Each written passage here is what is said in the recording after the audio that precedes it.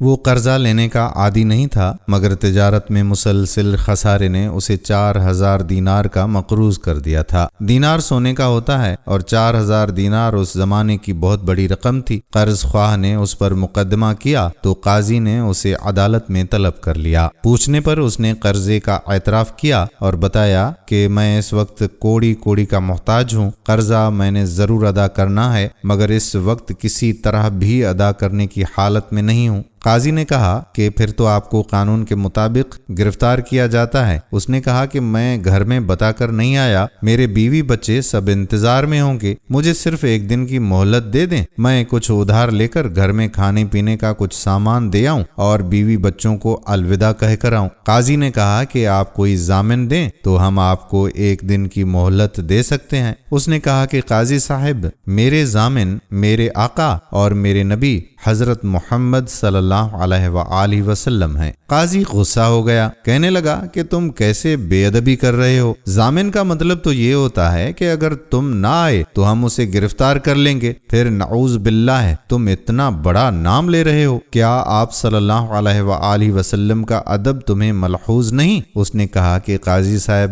میرا آپ صلی اللہ علیہ وآلہ وسلم کو ضامن بنانے کا مطلب آپ نہیں سمجھے۔ دراصل ضمانت کے طور پر سب سے قیمتی چیز رکھوائی جاتی ہے اور میرے پاس سب سے قیمتی چیز یہی ہے کہ میں حضرت محمد صلی اللہ علیہ وآلہ وسلم کا امتی ہوں۔ میں اپنی یہ قیمتی چیز اپنے ساتھ آخرت میں لے جانا چاہتا ہوں، اور میرے آقا حضرت محمد صلی اللہ علیہ وآلہ وسلم نے اپنے سب امتیوں کو وعدے اور عہد کی پابندی کا حکم فرمایا ہے۔ چنانچہ اگر میں کل واپس گرفتاری دینے نہ آیا تو میں آپ صلی اللہ علیہ وآلہ وسلم کا نافرمان ہو جاؤں گا۔ چنانچہ میں نے یہ قیمتی چیز بطور ضمانت کے رکھوائی ہے کہ اگر میں کل حسب وعدہ نہ آیا تو قیامت کے دن مجھے حضرت نبی کریم صلی اللہ علیہ وآلہ وسلم کی امت میں شمار نہ کیا جائے۔ یہ سن کر قاضی اور قرض خواہ دونوں کی گردن جھک گئی، ان دونوں کی آنکھیں بھیگ گئیں اور انہوں نے اسے گھر جانے دیا۔ وہ صاحب گھر پہنچے، اپنی بیوی کو سارا قصہ کہہ سنایا اور کہا کہ میں کچھ قرضہ اٹھاتا ہوں، اس سے تم بچوں کی دیکھ بھال کرنا اور میرے پیچھے اپنا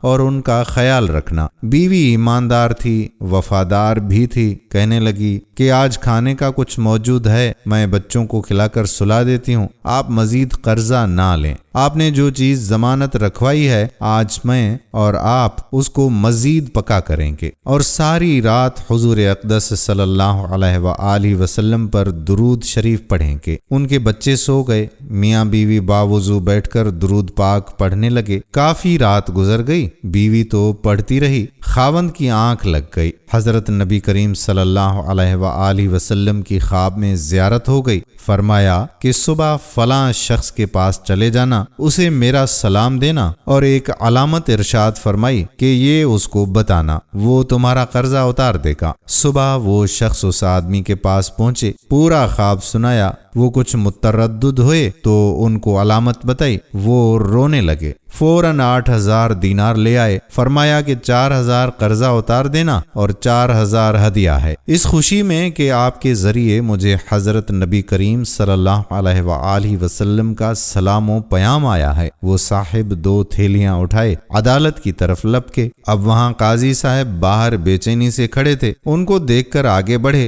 بہت محبت سے ملے اور ایک تھیلی دی کہ اس میں 4000 دینار ہیں، یہ میری طرف سے ہدیہ ہیں، ابھی قرض خواہ آئے گا، اس کو ادا کر دینا۔ میں تو صبح سے تمہارے انتظار میں کھڑا تھا، مجھے رات زیارت ہوئی اور تمہارا قرضہ اتارنے کا حکم ملا ہے۔ یہ کہہ کر دونوں عدالت میں جا بیٹھے۔ وقت ہوا تو قرض خواہ بھی آ گیا۔ قاضی نے بتایا کہ یہ شخص پیسے لے آیا ہے، آپ وصول کر کے دستخط کر دیں۔ اس نے کہا کہ قاضی صاحب، میں نے قرضہ معاف کر دیا ہے اور مزید ان کے لیے 4000 دینار ہدیہ بھی لایا ہوں۔ رات مجھے بھی خواب میں زیارت ہوئی اور قرض معاف کرنے کا حکم ملا ہے۔ پھر وہ سب آپس میں خوب گلے ملے اور ان صاحب کو دروازے تک چھوڑنے آئے۔ وہ جو گھر سے خالی ہاتھ نکلے تھے اب اتنی بڑی رقم لے کر گھر واپس آئے۔ یہ ہے نسبت کی طاقت، اور یہ ہے یقین کی قوت، اور یہ ہے درود پاک پڑھنے کی کرامت۔ اللہ تعالی ہمیں یقین کی طاقت اور حضرت محمد صلی اللہ علیہ وآلہ وسلم کی عظمت اور نسبت مکمل یقین کے ساتھ عطا فرمائے اور ہمیں ہر وقت درود پاک پڑھنے کی توفیق عطا فرمائے۔ ناظرین، آپ بھی ایک مرتبہ درود پاک پڑھیں اور اس ویڈیو کو شیئر کر دیں۔ جتنے لوگ درود پاک پڑھیں گے اور آگے شیئر کرتے جائیں گے اتنا ہی ہم سب کو اجر و ثواب ملے گا۔